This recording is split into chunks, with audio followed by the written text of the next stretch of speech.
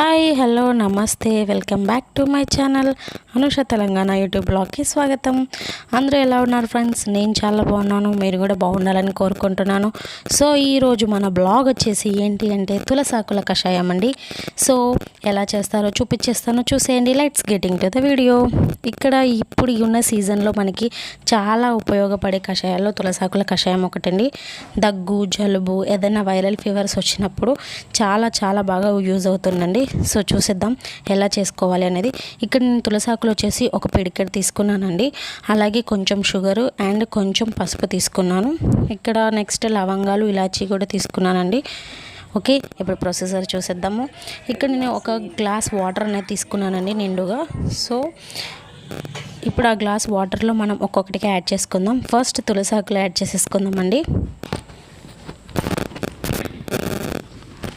తర్వాత ఇందాక చూపించిన చక్కెర కొంచెము అండ్ పసుపు ఇవి కూడా యాడ్ చేసేసుకుందాము.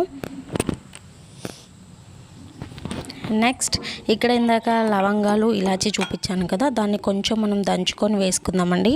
అప్పుడు వాటి ఫ్లేవర్ అనేది ఈజీగా వాటర్లోకి కలిసిపోతుంది. ఓకే, నెక్స్ట్ దీన్ని ఒకసారి కలిపేసుకుందాము.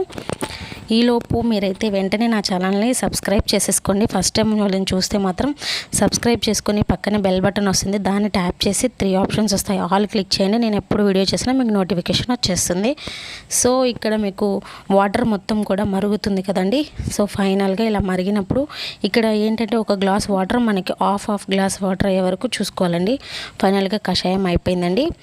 సో చూసేసారు కదా, ఇది అండి కషాయం. ఇది మీరు కూడా ఇంట్లో ఒకసారి ట్రై చేయండి.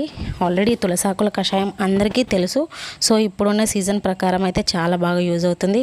ఓకే ఫ్రెండ్స్, ఈ బ్లాగ్ అనేది ఇంతటితో ఎండ్ చేసేస్తున్నాను. మళ్ళీ రేపటి బ్లాగ్లో మీ ముందుకు వస్తాను. Okay, bye.